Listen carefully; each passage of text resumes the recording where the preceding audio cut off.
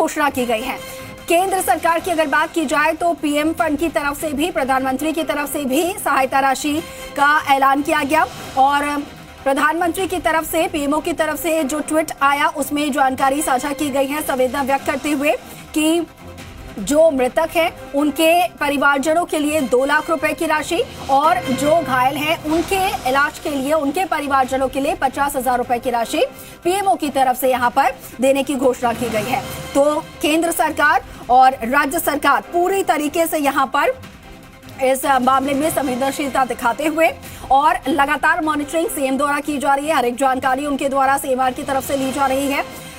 उनके तमाम जो मंत्री हैं वो ग्राउंड जीरो पर मौजूद है, चाहे बात करें चिकित्सा मंत्री की, चाहे बात करें गृह राज्य मंत्री की, खुद उप मुख्यमंत्री डॉक्टर प्रेमचंद बैरवा जो हैं वो भी ग्राउंड जीरो पर है।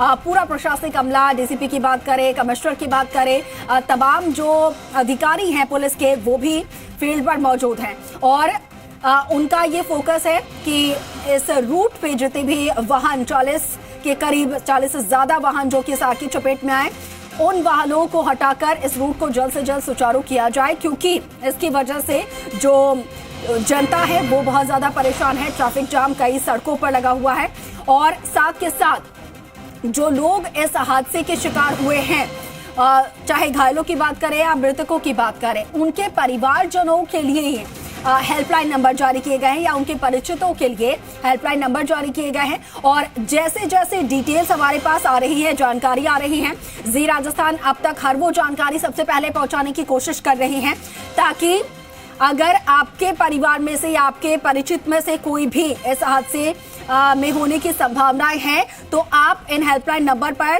कॉल करके तुरंत जानकारी ले सकते हैं या आपके मन में जो भी सवाल या संशय बना हुआ है उसे आप क्लियर कर सकते हैं। तो ऐसे में कोशिश लगातार सरकार की, पूरा प्रशासनिक अमले की और हमारी भी।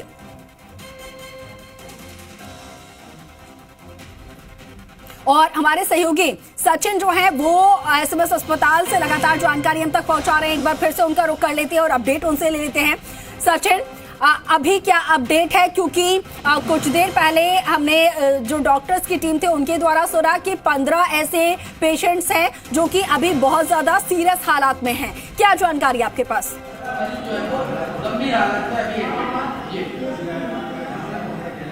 देखिए, करीब 1 बजे के आसपास जो डॉक्टर्स हैं, चिकित्सक हैं, जिनकी निगरानी में वो जो जले हुए पेशेंट्स आए थे उनका इलाज जारी है। तो उनका हेल्थ बुलेटिन जो है वो अस्पताल प्रशासन की ओर से जारी किया गया है, जिसमें डॉक्टर दीपक माहेश्वरी जो है वो पूरा लगातार फीडबैक ले रहे थे और यहाँ पर अब उन्होंने हेल्थ बुलेटिन जो है वो अस्पताल प्रशासन में अस्पताल में जिनका इलाज चल रहा है उनका हेल्थ बुलेटिन जारी किया गया है। अब देखिए, हेल्थ बुलेटिन की अगर बात करें तो 15 मरीज जो है वो गंभीर रूप से घायल बताए जा रहे हैं, जो 50% से अधिक झुलस चुके हैं, यानी कि 50%। डॉक्टर्स की अगर माने तो जो बर्न के एचओडी है एसएमएस अस्पताल के डॉक्टर आरके जैन, उनका ये कहना है कि अगर 40% से ज्यादा जो शरीर है अगर वो जल जाता है तो जो सचिन ये आप जानकारी साझा कीजिएगा। एक और अपडेट आ रही है कि एक और मौत हुई है, इसके बारे में जरा जानकारी दीजिएगा।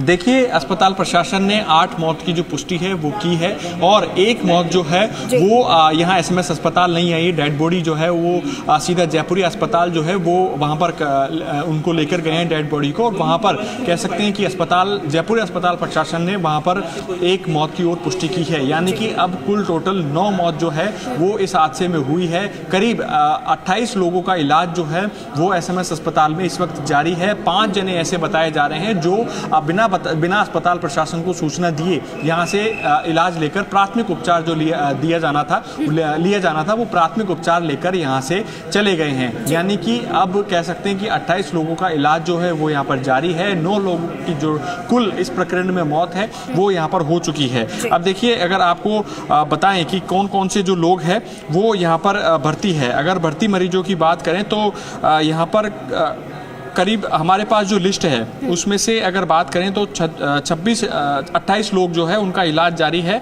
36 लोगों की हमारे पास में इस वक्त लिस्ट है। 36 लोगों में से अगर बात करें तो अशोक नामक जो व्यक्ति है वो यहाँ पर भर्ती है, और कह सकते हैं कि कुछ पेशेंट्स ऐसे भी हैं जो अननोन के नाम से भर्ती हुए हैं। अननोन के नाम से वो भर्ती हुआ है जो यहाँ पर जिसकी डेड बॉडी आई है, पहचान नहीं हो पाई, जो कह सकते हैं कि हादसे में जला, सीधा उसका कंकाल जो है वो गाड़ियों से निकला, ट्रकों से जो बसों से निकला, उसकी पहचान जो है वो अभी तक यहाँ पर नहीं हो पाई है। तो यानी कि अननोन नाम से जो पेशेंट्स भर्ती किए गए थे उनकी पहचान अब तक नहीं हो पाई है, क्योंकि उनका सीधा कंकाल जो है, सीधा कह सकते हैं स्केलेटन जो है वो अस्पताल प्रशासन के पास में पहुंचा था। अब देखिए, अगर एक दुखद घटना की और बात करें तो यहाँ पर 1 साल के जो बच्चा है उसने भी यहाँ पर दम अपना तोड़ा है। उसका जो बचे हुए पार्ट्स है वो यहाँ पर लाए गए। तो देखिए, यहाँ पर जो आग थी वो कितनी भयानक हो सकती है, ये आप अंदाज़ा लगा सकते हैं कि लगातार सुबह से जो जी राजस्थान है वो तस्वीरें दिखा रहा है कि किस तरीके से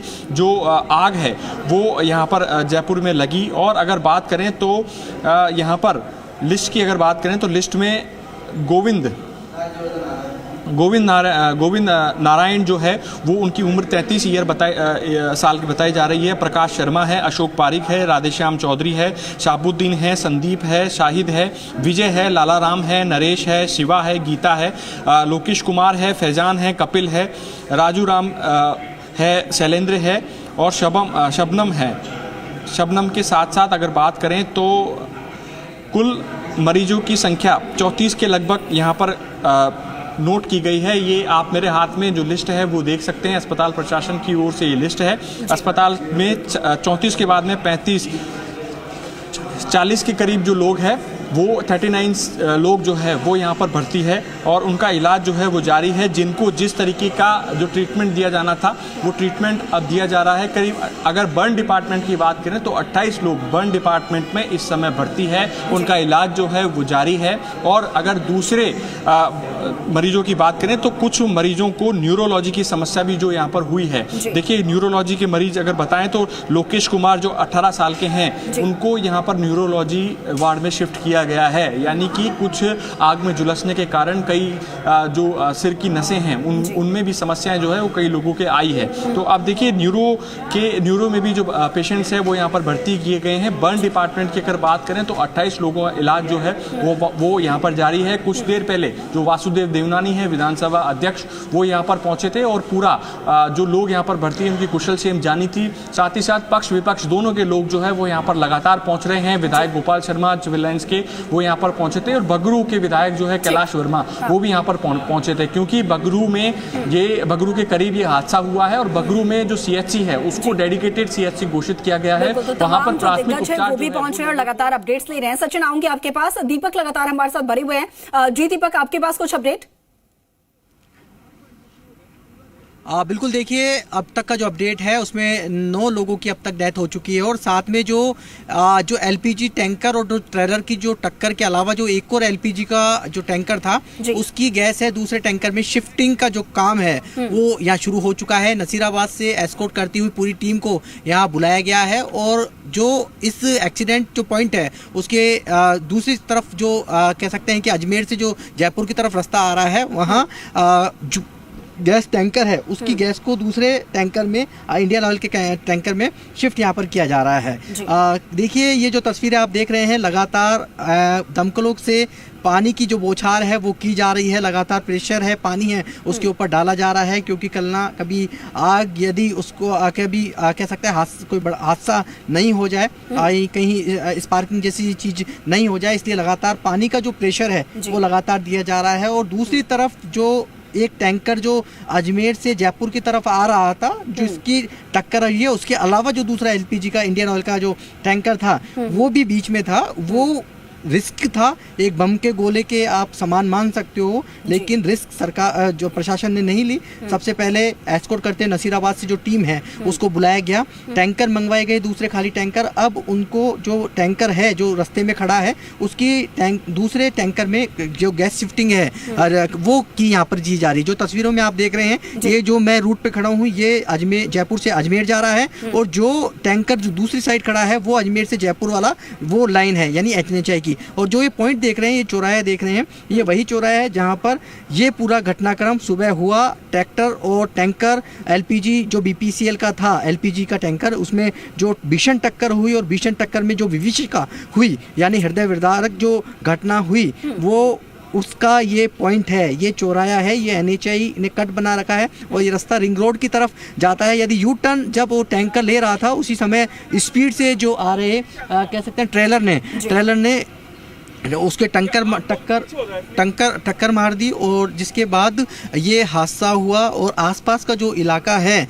उसमें होटल्स हैं, कुछ फैक्ट्रियां हैं, आसपास की जो कॉलोनियां हैं उनमें बड़ी धमाके की गूंज है वो यहाँ सुनाई दी। हालांकि उसके बाद में धीरे धीरे जब देखा लोगों ने कि यहाँ पर रात के अंधेरे के अंदर जो लोग रात के अंधेरे के अंदर चीख पुकार मची हुई थी। आग की पूरी आग है, चारों तरफ पूरा गोला बना हुआ था आग का। और आसपास के जो लोग हैं, लोगों को बचाने की यहाँ पर लोग कोशिश कर रहे थे। अब तक 9 लोगों की मौत यहाँ पर हो चुकी है। कुछ दमकलें हैं लगातार यहाँ, अभी भी कुछ जगह पर कुछ पॉइंट्स ऐसे हैं जहाँ पर अभी आग सुलग रही है, उसको बुझाने का काम यहाँ कर रही है। लेकिन इतना जरूर है कि इसका जब आग लगी होगी तो आप टेम्परेचर अंदाजा नहीं लगा सकते कितना टेम्परेचर होगा, क्योंकि जब शीशा इस आग से पिघल गया तो आप जब आग गाड़ियाँ जो लोहा है वो पूरी तरीके से जलकर खाक हो गया। रोडवेज की बस हो, रोडवेज से कह सकते हैं कि स्लीपर कोच हो या ट्रक हो, ट्रेलर हो, इसके अलावा जो बाइक्स थी या चौपहिया जो वाहन थे, कार्स थी, वो पूरी तरीके से जलकर खाक हो गई और कुछ लोग